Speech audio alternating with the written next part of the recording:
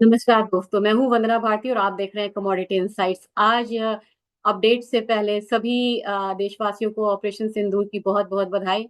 और पूरी जनता जो है, पूरे देशवासी जो हैं वो इंडियन आर्मी के साथ यहाँ पे खड़े हैं और मुझे लग रहा है कि बड़े मजबूती के साथ हम ये सिचुएशन को फेस कर रहे हैं। और आज भारत ऐसी स्थिति में है जब हम अपना सामर्थ्य से लेके हम डिप्लोमैटिक वे में भी हम काफ़ी ज़्यादा स्ट्रॉन्ग है और हमारे स्ट्रॉन्गेस्ट पार्ट यहाँ पे रहा है कि डिप्लोमैटिकली इंडिया यहाँ पे काफ़ी ज़्यादा स्ट्रेंथेंड है और सभी कंट्रीज़ का यहाँ पे सहयोग है। इसकी वजह से मार्केट में भी आप यहाँ पे बहुत ज़्यादा डाउनसाइड नहीं देखेंगे।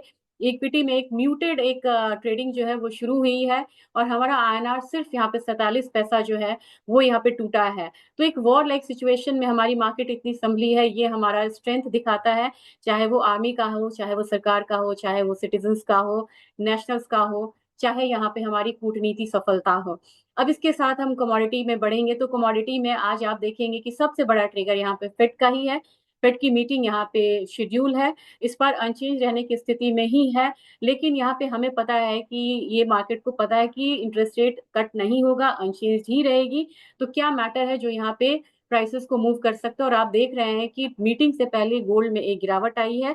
और एक चीज मैं यहाँ पे बोल रही थी, धीरे-धीरे आप ध्यान देंगे, आज यहाँ पे गोल्ड ₹500 गिरा हुआ है, लेकिन सिल्वर में जो फॉल है ये सिर्फ ₹37 का है। तो ग्रेजुअली सिल्वर, मैं ये नहीं कह रही कि यहाँ से बहुत शाइन नहीं आने वाला सिल्वर में, लेकिन ग्रेजुअली यहाँ पे सिल्वर अपना जो पोजीशन है उसको स्ट्रेंथन करने की एटलीस्ट यहाँ पे कोशिश कर रहा है। तो सबसे पहले यहाँ पे मैं स्क्रीन शेयर करना चाहूँगी और मैं आपको दिखाना चाहूँगी कि फेड यहाँ पे क्या कहता है और किस तरीके की जो मूव है, वो इस पे आप आता हुआ देख सकते हैं। तो स्क्रीन शेयर मैं यहाँ पे कर रही हूँ और आपके पास अभी आएगा। मैं आपसे बताऊंगी अच्छे से ताकि आप खुद भी इसको वॉच कर सके। आपके पास है cmegroup.com। अब यहाँ पे आप जैसे ही डालेंगे ना फेड वॉच टूल, तो इसमें आ जाएगा कि इंटरेस्ट रेट की कितनी संभावना है आज के दिन में कि वो कट होगा या नहीं होगा। अब यहाँ पे देखते हैं कि आज का हमने डेट डाल दिया 7 मई। 7 मई को अगर हम देखेंगे, थोड़ा सा टाइम लूंगी लेकिन ये चीजें हैं समझने वाली, सीखने वाली। तो काफी लोग 96.9% लोग यहाँ पे कह रहे हैं कि नहीं, इंटरेस्ट रेट कट अनचेंज रहेगा। 15% लोग कह रहे हैं कि 25 बेसिस पॉइंट यहाँ पे कटना चाहिए। चलिए अब अगला मीटिंग देखते हैं कि अगला मीटिंग कब है और वो क्या बोलता है। अगला मीटिंग है आपको जून में और ये है आपको 18 जून। 18 जून में क्या कह रहा है मार्केट कंसेंसस? काफी लोग बोल रहे हैं 68% नहीं, इंटरेस्ट रेट कट नहीं होगा। कुछ लोग बोल रहे हैं कि 25 बेसिस पॉइंट का कट हो सकता है, ये 31% लोग हैं। और कुछ लोग बोल रहे हैं कि 50 बेसिस पॉइंट का कट जो है वो हो सकता है। ये चेंज होते रहते हैं, इससे आपको कंटिन्यूअसली वॉच करना होगा। अब यहाँ पे मेजर चेंजेस कब है? 30 जुलाई की एक मीटिंग है फेड की। इस मीटिंग में आज की मीटिंग नहीं, इसके बाद की मीटिंग नहीं, ये है 30 जुलाई की मीटिंग। इसमें जाके कंसेंसस बन रहा है जहाँ 55% लोग बोल रहे हैं कि 25 बेसिस पॉइंट कट होगा। कुछ लोग कह रहे हैं 50 बेसिस पॉइंट कट होगा, कुछ कह रहे हैं कि इससे ज्यादा कट हो सकता है। तो मेरे ख्याल से यहाँ पे जाके आपको कंसेंसस बनती है कि एक इंटरेस्ट रेट कट होगा। तो अब यहाँ पे आपको मान के चलना होगा कि इंटरेस्ट रेट कट अनचेंज रहेगा यहाँ पे इंटरेस्ट रेट। लेकिन आने वाले समय के लिए फेड यहाँ पे बोल सकता है कि हम कट कर सकते हैं। अब क्या यहाँ पे दो सिचुएशंस हैं जिसको देखता है फेड। वो एक देखता है अनएम्प्लॉयमेंट रेट कितना है, ये ज्यादा तो नहीं है, ये 3%, 3.25% है, ये उनके लिए कंफर्टेबल सिचुएशन है। अब वो देखते हैं दूसरी चीज की इन्फ्लेशन कितना है। तो जिस तरीके से क्रूड और कमोडिटीज प्राइसेस में यहाँ पे गिरावट आई है, इन्फ्लेशन अंडर कंट्रोल है। और क्या उनको प्रेशर दे रहा है कि वो यहाँ पे इंटरेस्ट रेट कट करें? वो है यहाँ पे कि उनकी इकोनॉमी में अब डेटा खराब आ रहा है, जीडीपी खराब आया, आने वाले समय में टैरिफ का इम्पैक्ट दिखेगा। और खासकर कि जुलाई में, जून महीने का जो सेकेंड क्वार्टर का जीडीपी और सारे डेटा हैं, ये जुलाई में आना शुरू होगा। और 30 जुलाई तक अच्छा खासा प्रेशर एक बन जाएगा कि उन्हें इंटरेस्ट रेट कम करना पड़ेगा यहाँ पे, ताकि जो ग्रोथ है वो यहाँ पे मेंटेन हो सके एक बार फिर से। तो ये बात रही आज के मीटिंग्स की। और अब बात करेंगे, हम सीधे सीधे लेवल्स पे आते हैं और लेवल्स की बात करेंगे। सबसे पहले हम यहाँ पे बात करेंगे, यहाँ पे बात करेंगे मार्केट की। मार्केट की बात इसलिए करेंगे कि वहां पे क्या रिएक्शन है फेड के मीटिंग से पहले। डाउ जोन्स में एक हल्की गिरावट, एसएनपी में एक हल्की गिरावट है, यहाँ पे पॉज है। विक्स यहाँ पे बढ़ा हुआ है, विक्स थोड़ा सा बढ़ा है फेड की वजह से भी। और इंडो पाक वार का कहीं ना कहीं इम्पैक्ट यहाँ पे आता है। ट्रेजरी में यहाँ पे फॉल आ रहा है, लेकिन तो डॉलर इंडेक्स है वो यहाँ पे 3 दिन के फॉल के बाद अब थोड़ा सा पॉज लेता हुआ दिख रहा है। अगर यहाँ पे इंटरेस्ट रेट कट नहीं होता या किसी भी तरीके का ये न्यूज आ गया कि नहीं हम नहीं करेंगे इंटरेस्ट रेट कट, तो आज यहाँ पे आप डॉलर इंडेक्स में अपसाइड देखेंगे। नहीं तो जो डाउन साइड है वो लेटर ऑन कंटिन्यू रह सकता है। अब हमारी मार्केट क्या रिएक्ट कर रही है ये देखने की जरूरत है। स्पॉट गोल्ड यानी कि जो यूएस का स्पॉट गोल्ड है 3380 की तरफ ट्रेड हो रहा है, और जो फ्यूचर्स है वो 3389 की तरफ ट्रेड हो रहा है। $51 का फॉल, यहाँ पे $51 का फॉल है स्पॉट गोल्ड यूएस में। अगर बात करेंगे फ्यूचर्स की तो फ्यूचर्स में सिर्फ $35 के करीब यहाँ पे गिरा हुआ है। यानी कि स्पॉट गोल्ड यूएस में 1.5% की गिरावट है, स्पॉट गोल्ड फ्यूचर्स यूएस में सिर्फ 1% की गिरावट है। तो यहाँ पे फ्यूचर्स जो है थोड़ा तेजी मेंटेन किया हुआ है। अब हाल सिल्वर का क्या है, सिल्वर यहाँ पे सिर्फ 0.19% यानी कि 0.2% गिरावट है। तभी मैं बोल रही थी धीरे धीरे गोल्ड सिल्वर रेशियो यहाँ पे जो कि 103:1 हो गया था, अब वो धीरे धीरे 99 की तरफ आया है। तो इसकी वजह से मैं बोलती हूँ कि सिल्वर यहाँ पे थोड़ा आउट परफॉर्म करता हुआ नजर आया है। अब इंटरनेशनल मार्केट की बात हो गई, हमारे भारतीय बाजार की बात की जाए तो मुझे लग रहा है कि गोल्ड बिल्कुल स्थिर है। आज के दिन में कोई ट्रेड अगर फिलहाल फिलहाल ना ले वो बढ़िया, क्योंकि अगर मेजर फॉल अगर कुछ आता है गोल्ड में तो वो सपोर्ट मैं आपको बताना चाहूंगी, ये है आपको 96,000, यानी कि यहाँ से 900 रुपए नीचे तक एक सपोर्ट ले सकते हैं कमोडिटी। और अगर कल के हाई को इसने ब्रीच करा, कल का हाई है 97,080, तो अगेन ये 98,000 की तरफ जाने की कोशिश ये कर सकती है कमोडिटी। तो अभी बिल्कुल रेंज में है, क्लैरिटी नहीं है। 97,000 के करीब आए, 97,400 के को अगर ब्रीच कर दे तब आप समझिए कि फिर से एक नई रैली की शुरुआत होगी, वो इससे ले जाएगा 98,000 से लेके 98,200 तक। नहीं तो मार्केट करेक्ट होकर अगर आएगी भी तो कितना आएगी, 96,000 तक। तो बहुत ज्यादा गिरावट फिलहाल गोल्ड में नहीं है। लेकिन सिल्वर में मुझे एक क्लैरिटी लग रही है, मुझे लग रहा है कि सिल्वर में हम बाइंग में जा सकते हैं, और पोजिशनली भी यहाँ पे एक बार 98,000 तक के लेवल्स जो है वो देखने को मिलेगा। लेकिन स्ट्रिक्ट स्टॉप लॉस के साथ आपको ट्रेड करना चाहिए यहाँ पे। और 96,000 के करीब यहाँ पे एक सपोर्ट बनता हुआ नजर आ रहा है। तो इस कमोडिटी में बहुत वॉलेटाइल सिचुएशन है। पहला जो रेजिस्टेंस है 98,000 का बनेगा, दूसरा 98,500। अपने हिसाब से आप यहाँ पे ट्रेडिंग कर सकते हैं, क्योंकि मैं यहाँ पे ट्रेडिंग स्ट्रैटेजीज नहीं शेयर कर सकती हूँ। और 96,000 आपको यहाँ पे एक सपोर्ट बनता हुआ दिख रहा है। तेजी क्रूड ऑयल में आई। अब आप बोलेंगे कि इतने खराब डेटा के बाद तेजी क्यों आई है, चार्ट में आपको नहीं दिखा सकती, लेकिन अगर आप यहाँ पे देखेंगे डबल बॉटम बन रहा है, आप खुद से यहाँ पे चार्ट को देखिए। तो एक 9 अप्रैल का है, यहाँ पे लो लगा था करीब करीब 55.15, और रिसेंट जो लो लगा हुआ है ये है 55.39। लगभग एक डबल बॉटम बन रहा है, इसे हम कंसिडर कर सकते हैं। यहाँ के बाद प्राइसेस ऊपर गई है, ऊपर गई है। तो अब मुझे लग रहा है कि जो अपना नया हाई था $64 वाला, अभी का रिसेंट हाई, वो यहाँ पे कमोडिटी देख सकती है। पहला $62 का पड़ाव है, दूसरा पड़ाव हमारा $64 का। मैं $65 की बात यहाँ नहीं कर रही। और नीचे की तरफ हमारा जो सपोर्ट रहेगा वो $57 का रहेगा। इसके हिसाब से एक मजबूत स्थिति में क्रूड ऑयल दिख रहा है।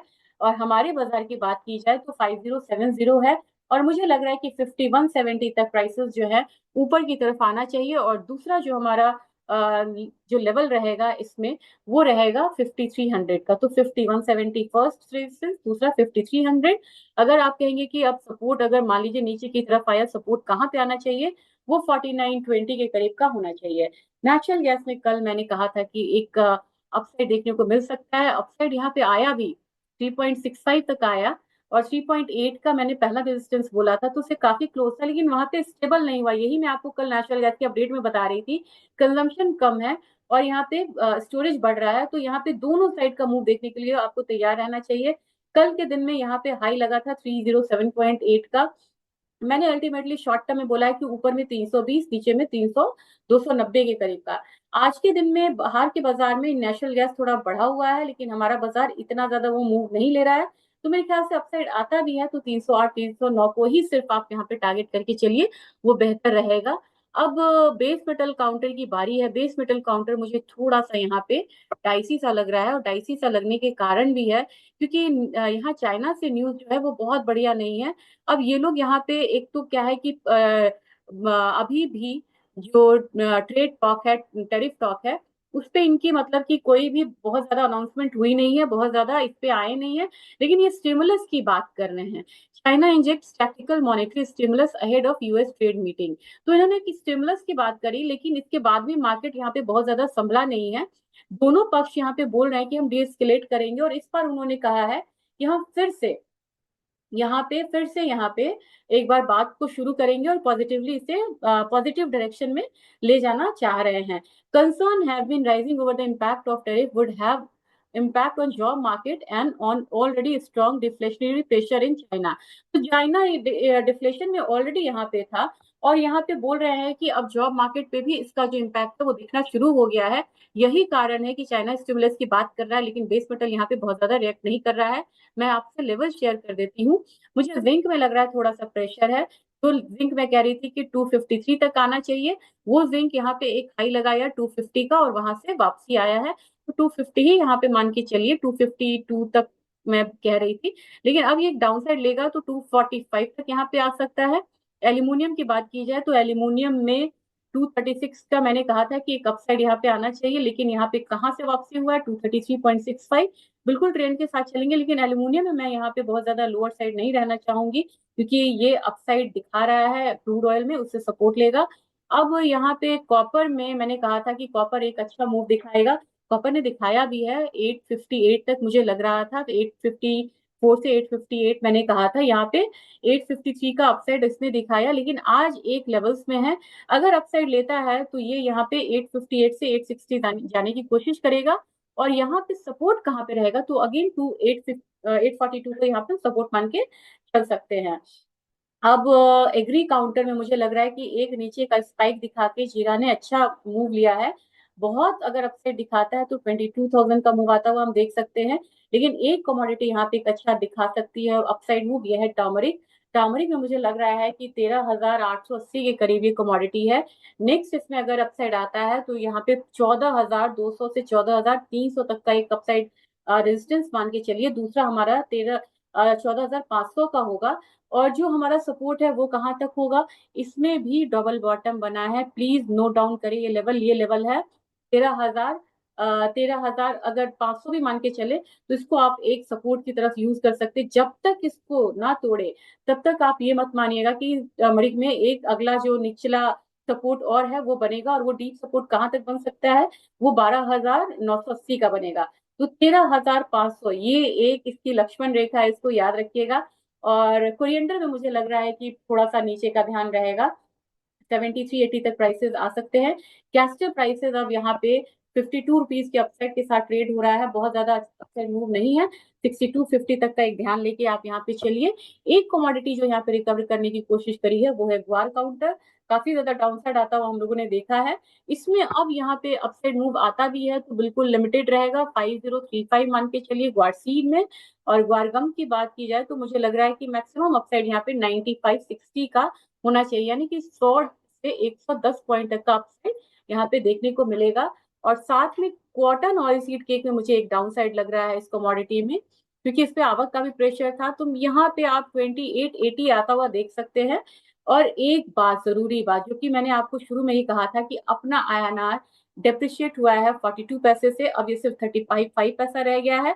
अब आपको अगेन मैं गोल्ड और कितने से ये डेप्रिशिएट हुआ, 0.4% डिप्रिशिएट हो चुका है आईएनआर। अब देखेंगे गोल्ड बाहर कितना डाउन है, गोल्ड बाहर डाउन है आपको 1% से, और हमारे बाजार में गोल्ड कितना डाउन है, हमारे बाजार में गोल्ड डाउन है सिर्फ 0.5% से। तो अगेन जो आईएनआर डिप्रिशिएट हुआ है 40%, 0.4% सॉरी, वो जो इम्पैक्ट है वो यहाँ की गोल्ड में देखने को मिल रहा है। तो मैं डेली आपको इसलिए अपडेट देती हूँ कि कभी भी आप ट्रेड करिए तो आप आईएनआर के लेवल्स को देखते हुए यहाँ पे ट्रेड करिए, और इसके ट्रेड करने से आपको ये कंफ्यूजन बिल्कुल खत्म हो जाएगा कि कॉमिक्स में तो 2% का डाउन साइड है, यहाँ 1% या 0.5% क्यों दिखा रहा है। जब भी आपको ऐसा लगे फटाफट आप आईएनआर की मूव देखिए और उसके अकॉर्डिंग आप यहाँ पे ट्रेड कर सकते हैं। तो आज के लिए ये अपडेट्स इतना ही था। होप सो आप यहाँ पे न्यूज के साथ भी बने रहेंगे, और सभी लोग का फुल सपोर्ट है इंडियन आर्मी के साथ। और होप सो यहाँ पे हमें जल्दी ही अच्छी न्यूज और देखने को मिलेगी, और भारत के लिए ज्यादा स्ट्रेंथ की शुभकामनाएं हैं। Thank you.